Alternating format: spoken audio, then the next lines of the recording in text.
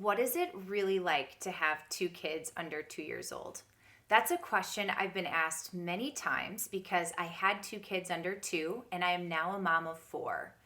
In today's video, we're just going to have a nice little easygoing chat about what it's actually like to go from having one baby to having two kids under 2 years old. I will share a little bit about my story and how that transition went for me and my family. Next, I'll share some of the key lessons that I learned along the way. And finally, I'll finish up with some tips and advice for new moms who are potentially going through this transition soon themselves. If we haven't met before, I'm Annie with Mom's First Steps, where we talk about all things pregnancy, postpartum, and motherhood with the hopes of empowering new moms to embrace motherhood with confidence. First of all, today, I want to talk a little bit about what the transition was like for me and my family, so I'll share a little bit of our story. My first was born when I was about 27 years old. It was quite a bit earlier than I was originally anticipating having children. My husband, I thought we were on the 5-year plan to have kids, maybe 7, but we found out that we were pregnant only about 10 months after we got married. Thankfully, we're married and gainfully employed, and we had a wonderful, amazing daughter. What was just as surprising is that about 6 months after our first baby was born, we found out that we were expecting our second. And biologically and medically, I was told that probably was extremely unlikely that it would be even possible to get pregnant at that point. We were on the mini pill. I was exclusively breastfeeding at the time, and it was so soon postpartum with my first. But alas, we found out pretty much by surprise that we would soon be parents of two kids under 2 years old. And the first transition from 0 to 1 child was really tough on me. And so it was a lot to adjust to at about 6 months of age to then find out that we were expecting our second. When my second baby was born, my oldest was exactly 15 months old to the day. She wasn't walking yet. She wasn't potty trained, of course. She was still in diapers. And she was very much a baby. Now I'll talk about some of the key lessons that I learned from having two kids under 2 years old.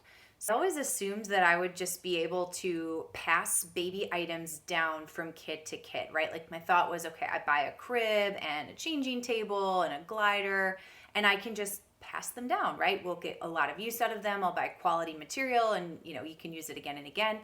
Well, when you have two kids under 2, especially as close in age as mine were, you actually need 2 of a lot of things for the nursery. So for example, I still had my 15-month-old in a crib, and I didn't feel that she was ready for a toddler bed. I wanted to keep her in that crib where she was sleeping great and doing really well for a lot longer than that. So we had to buy a second crib. Same thing with the second changing table. I wanted them each to have one in their own rooms as they were on different nap schedules and things like that. So everything needed for changing diapers, including diaper pail and all of that. You needed 2 of all of that as well. Other items that I needed to buy included a baby carrier. So I had a baby carrier for my first, but I also bought a second baby carrier to make sure that now that we had 2 kids, it enabled my husband and I to each have a baby on us if we needed. I remember there was one day I had one on the front and one on the back and 2 separate baby carriers, and having those extras enabled us to do that. Another item that I had to purchase after the birth of our second was a double stroller. Walks are very important to me in my mental health and my physical health, and I love doing that with my little ones. And so being able to get out of the house with 2 under 2, you need a double stroller or a stroller that can accommodate that. So that was another expensive purchase. There were a whole bunch of other items that I purchased for the second baby. I do have a video on what to include on your second baby registry that I'll link in the description below in case it's helpful for you on some other ideas. Another lesson learned was that the newborn phase with my second was actually easier than the newborn phase with my first. And of course, there's a little subjectivity to this, but what really made an impact for me was that I was an experienced mom now, right? Like the first time I had a newborn, everything was new. I had no idea about, a lot of different things related to how to care for a baby, how to help a baby, what I would expect as a mom recovering from birth and in those first couple of weeks and months postpartum. And going through this the second time for me was a lot easier, even though I still had a toddler now to take care of in addition to the newborn. I had seen it before. I had that experience and that confidence, and it really did make it easier. Although, objectively, I had a second child, which, there's definitely challenges with that. But the newborn phase and getting through it, I just had the perspective that it doesn't really last that long. And I had all the tips and tricks and different things that I had learned by going through it the first time, and I was a lot more confident. And all of those things combined made the newborn experience a lot better for me the second time around.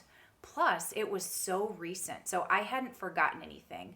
I had a lot of baby gear. I knew what I needed. It was all still so fresh in my mind, and we were in that groove and routine of diaper changes and everything. So it was a pretty easy transition. The next lesson that I learned is that getting out of the house can take a while with 2 under 2, and you just need to get in the habit of planning extra time for that.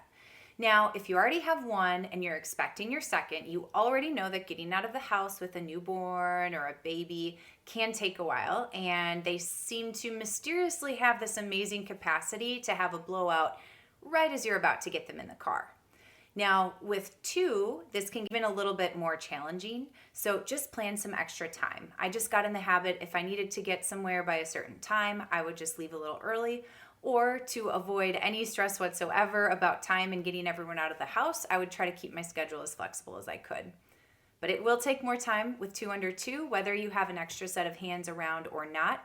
And if you don't, that's okay. You can still do it. Again, like I said, just plan some extra time for it. Lesson number 4 that I learned is that the age gap is greatest between your first and your second, right when your newborn, your second, is born, but it gets smaller every single day after that. And this has really made a difference in our life. So of course, when my babies were born, they were very close in age, 15 months and newborn. And that was the most different and furthest apart that they would ever be. Every week, every month that went by, they got closer and closer in age and abilities. So while there was a lot of differences early on, those first couple of years, by the time my second got to be about 18 months old, which made my oldest almost 3, they were walking around together, toddling around together, playing, they were communicating, and those differences became less and less and less. Now, my oldest daughter is 7 and my youngest is 6. And they wear the exact same size clothes, they do everything together, and they are a year apart in school, but in terms of ability, like, they are so close, and also they're best friends.